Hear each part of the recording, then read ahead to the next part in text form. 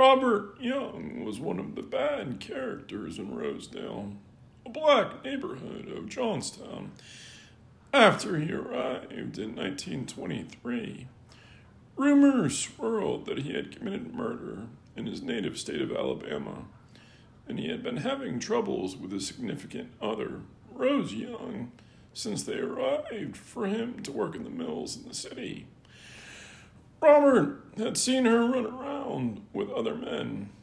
One night in late August of 1923, after the couple argued, he went to nearby Franklinboro for drugs and moonshine.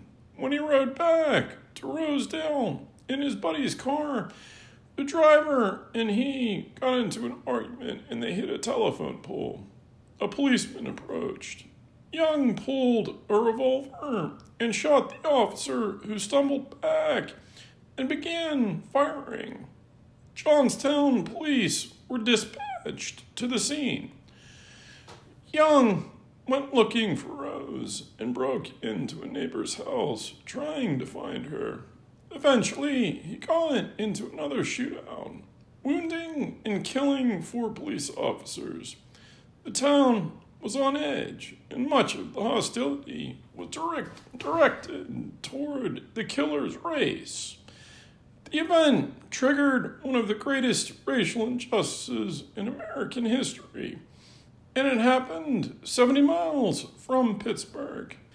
For the previous 7 years, tens of thousands of African Americans from the South came to western Pennsylvania as part of the Great Migration, a demographic shift of black Southerners to northern industrial centers.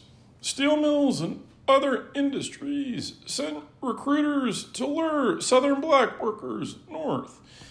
In Johnstown, the chief recruiter was Bethlehem Steel. The migrating black and Mexican workers often encountered racism and persecution from whites, who feared the new arrivals threatened their jobs and would bring crime.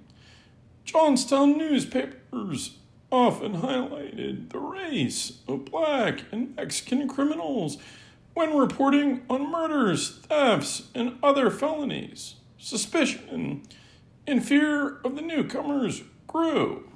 In Johnstown, they primarily settled in Rosedale, essentially a work camp set up 3 miles north of the business district. Living conditions shocked visitors. I have visited all types and kinds of communities in which Negroes live in all parts of the United States, said Howard University professor Dean Kelly Miller in 1923. I have seen them in alleys and shade places. I have witnessed their poverty and distress in city and country. But I can truthfully say that it has never been my good fortune or misfortune to look upon such pitiable conditions as prevailed in Johnstown. Crime was rampant in Rosedale, along with alcohol and drugs. Newspaper reports described gangs of men threatening to assault women. The larger, productive, and law-abiding portion of the population that went to church regularly got lumped with the criminal element by white Johnstown. After Robert Young was killed, and after news reached Johnstown that he killed a few officers, much of the public believed a race riot was at hand. Whites congregated around City Hall, threatening to burn Rosedale to avenge the officers. At that time, Joseph Calfield was both Johnstown mayor and primary magistrate. He had a reputation for being hard on blacks and Mexicans, once ordering a courtroom officer to shoot blanks at a black defendant. Aggravating the situation was that Calfield faced a fall primary election, and he trailed his opponents. He needed to galvanize voters. One of the more powerful constituencies in Johnstown was the Ku Klux Klan, which had grown faster in that part of the state than in any other during its national revival.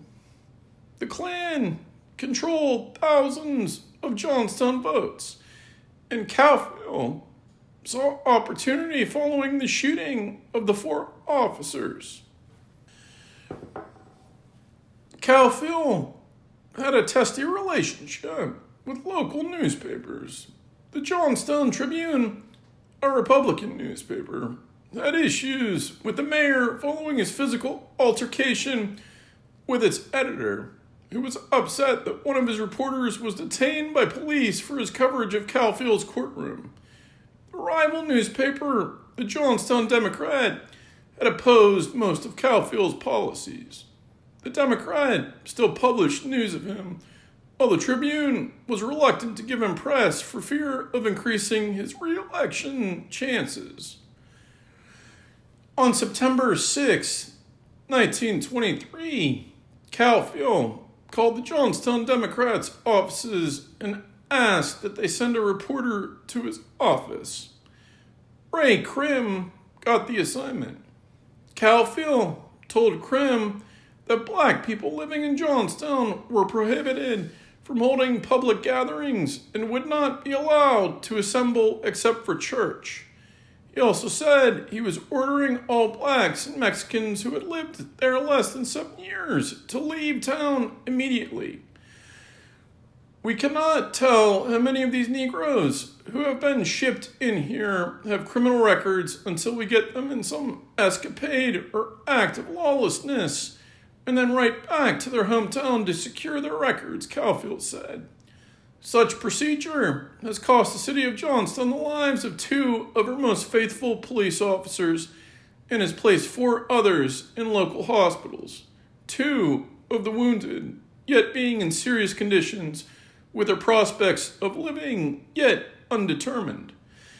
In large, bold, and italicized lettering, the September 7th, 1923 Johnstown Democrat headline blared, Mayor Calfield says undesirable Negroes must quit Johnstown. The subheadline read, says only those who have been here 7 years will be permitted to remain and future importations will be barred. Admits, however, that some new arrivals make good as citizens and speaks highly of older residents of that race. The next day, the Ku Klux Klan burned 14 crosses around the hills of Johnstown. From every hill and mountainside on all sides of the city, the crosses blazed forth, piercing the foggy sky. As the demonstration was at its height, the Johnstown Democrat received a telephone call from a man claiming to be a Klansman. We want you to understand that our demonstration tonight is not directed toward the law-abiding Negroes of Johnstown, the Klansman said. We are after that dirty crew that has been sent into Johnstown. Those questionable characters gathered from questionable neighborhoods in other city and dumped upon Johnstown to stage their drunken revels, their shooting sprees, and their murderous designs. It is to that class of the Negro race that we are directing our forces. They may take our demonstration tonight as a warning. They are not wanted in Johnstown. Tell them to clear out. According to later reports, more than 2,000 black people walked out of the city penniless and scared. Some were forced out at gunpoint, as an NAACP investigator later found out. Then Johnstown's media. Each newspaper received the news differently. At the Tribune, it was largely ignored. At the Johnstown Democrat, owner Warren Worth Bailey was appalled and alerted the American Civil Liberties Union. But it wasn't until black newspapers like the Pittsburgh Courier caught wind of it that the outrage escalated. The Courier was owned by Robert L. Vann, a thin, well-dressed 44-year-old worked long hours, often out stopping for dinner. Vann would make the Courier a newspaper of national reputation and consequence. and today the Robert L. Vann Awards for Journalistic Excellence are given in his honor. When the Johnstown news reached his ears, Vann and the Courier staff swung into action. Reporters spread out. Editorials condemned Calfield, and national attention began to focus on Johnstown. Other black newspapers, the Chicago Defender and Baltimore Afro-American, followed suit. White newspapers picked up the story. The scandal reached the desk of James Weldon Johnson, executive secretary of the NAACP. Little more than a decade old, but becoming the nation's preeminent champion of civil rights for its ability to galvanize and organize black voters and communities. Johnson telegrammed Pennsylvania Governor Gifford Pinchot, who, along with his wife Cornelia, was known as a supporter of the African American community. But Pinchot had also been a staunch prohibitionist and thus supported Calfield's frequent crusades against bootleggers and criminals. He counted Calfield as a friend. Pinchot launched an investigation, and the state attorney general sent a deputy to Johnstown. Across the nation, journalists, white and black, decried the Johnstown decree, and Calfield was portrayed as a despot and tyrant. Southern newspapers took the incident as an opportunity to try to lure blacks back to the Cotton Belt. The South had lost huge numbers of laborers to the North, and its economy had suffered. Southern newspapers capitalized on incidents of Northern racism, saying life was better for blacks in the South. Northern black newspapers countered, claiming hypocrisy and pointing out the South was far worse for because of Jim Crow culture. The attention wearied Johnstown voters. They had taken pride in being known as the friendly city, and on September 19th, they voted Calfield out of office. Calfield later served another term as mayor before being imprisoned for extortion, perjury, and other misdemeanors.